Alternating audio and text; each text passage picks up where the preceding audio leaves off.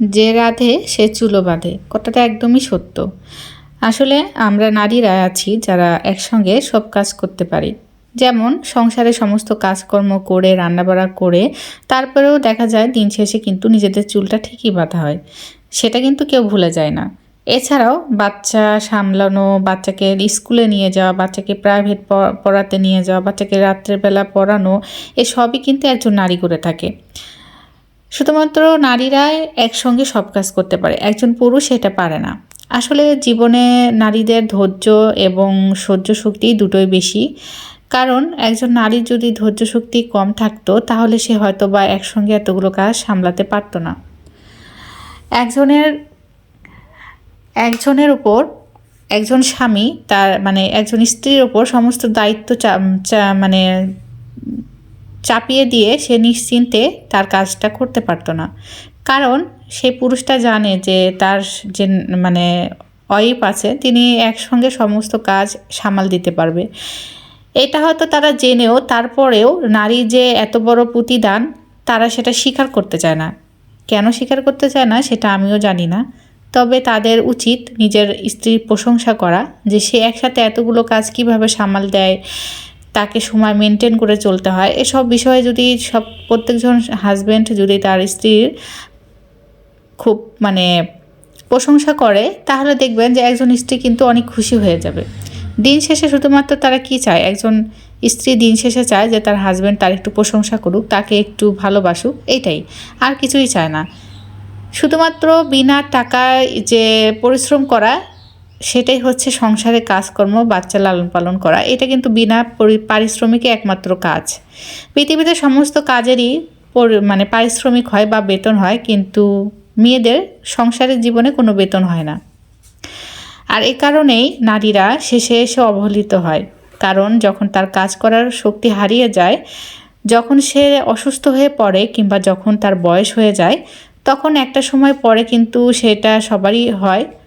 প্রাকৃতিক নিয়মে একজন নারী যখন বয়স্ক হয়ে যায় বা অসুস্থ হয়ে পড়ে, কাজ করার শক্তি হারিয়ে ফেলে, তখন কিন্তু সেই নারীটা সবার চোখে অবহেলিত হয়ে যায়। শুধুমাত্র তার হাজব্যান্ড যে তাকে অবহেলা করে তা কিন্তু না, তার যে সন্তানেরা তাদেরকে যে এত ছোট থেকে এত কষ্ট করে লালন পালন করেছেন, সেই সন্তানেরাও একটা সময় পর তাকে অবহেলা করে। তো এই কারণেই বলবো যে আপনি সংসারকে ভালোবাসেন, সংসারের জন্য করছেন, ঠিক আছে, এইটা নারীদের দায়িত্ব আর এইটা নারীদেরকে করতে হবে। কিন্তু শেষকালে এসে যেন আপনাকে সবার কাছে অবহেলিত না হতে হয়, সেই ব্যবস্থাটাও আপনাকেই করে যেতে হবে বা করতে হবে। আপনি সংসার করছেন কিন্তু সংসারে তো কোনো পারিশ্রমিক আপনি পাচ্ছেন না। দিন শেষে শুধুমাত্র আপনাকে 3 বেলা খেয়েই সেটা শোধ দিতে হচ্ছে। আপনার হাতে যে কোনো টাকা পয়সা সেটা কিন্তু আপনি পান না। এমনকি হাজব্যান্ডের কাছে চাইলেও তিনি সেটা তারা সেটা কি বলবো, তারা সেটা গুরুত্বই দেয় না। কারণ তারা ভাবে যে বিয়ে করে এনেছি তো সংসার করার জন্যই, সেখানে আবার বেতন কিসের, আর তোমার যা লাগে সেটা তো আমরা এনেই দিই, এরকম কথাবার্তা একজন হাজব্যান্ডের হয়ে থাকে। তো সেই কারণেই বলবো যে হাজব্যান্ডের কাছে অহেতুক টাকা পয়সা চেয়ে কোনো লাভ নেই। কারণ তারা কোনোদিনও আপনাকে আপনার ছোট ছোট ইচ্ছা শখ পূরণ করার জন্য কোনো টাকা ওইভাবে দিবে না। যদি কিছু লাগে তাদেরকে বলতে হবে, তারপর তারা সেটা এনে দিবে।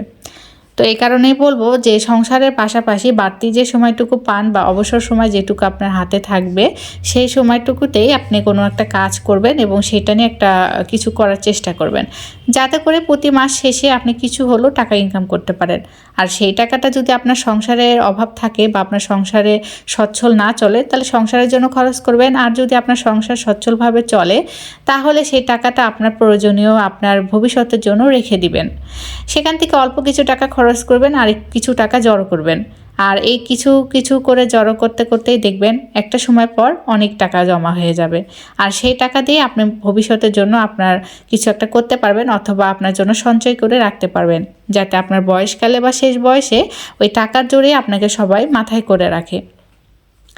একজন নারীর সারাদিন সংসারে কাজ করার পর তার নিজের যত্ন নেওয়াটাও খুব জরুরি, কিন্তু সেটা অনেকেই নিতে পারেন না বা নিতে ইচ্ছা করে না। কারণ কি, যে সংসার নিয়ে ব্যস্ত থাকার কারণে নিজের রূপচর্চা তো দূরের কথা, নিজেকে নিয়ে ভাবার সময়টাই তাদের হয়তো বা থাকে না। কিন্তু এটা একদমই ভুল কাজ। কারণ নিজেকেও একটু সময় দিতে হবে, নিজের জন্য একটু ভাবতে হবে, নিজের চেহারার দিকেও খেয়াল রাখতে হবে। আর সেইটা সবাই করে না, মানে কিছু কিছু নারীরা আছে যারা দেখবেন যে নিজেদের প্রতি একদমই যত্ন করে না। তো সেই সকল নারীদেরকে বলবো যে নিজের প্রতি একটু খেয়াল রাখবেন। দরকার হলে রাতের বেলা নিজের চেহারা, নিজের শরীরে যত্ন নেবেন। সারাদিন কাজ করছেন ঠিক আছে, তবে যাদের জয়েন্ট ফ্যামিলি তাদের একটু অসুবিধাই হয়ে যায়। আসলে জয়েন্ট ফ্যামিলিতে কাজের পরিমাণটাও বেশি থাকে।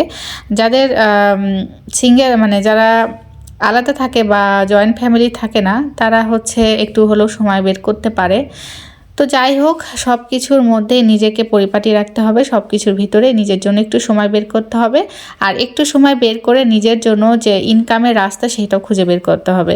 সেখান থেকে যা ইনকাম হবে প্রতি মাসে সেটা নিজের জন্য জমাতে হবে, অথবা সংসারের কাজে ব্যয় করতে হবে, অথবা নিজের ভবিষ্যৎ, নিজের মানে ব্যক্তিগত জীবনের জন্য কিছু কিছু করে হলেও জমা করতে হবে।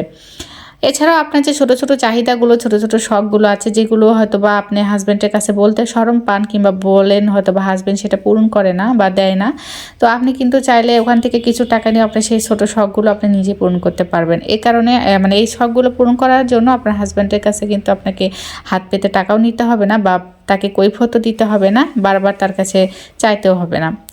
তো এখন হয়তো বলবেন যে আসলে আমরা ঘরে বসে কি কাজ করব, কি কাজই বা পারবো, কীভাবে কাজগুলো শুরু করব।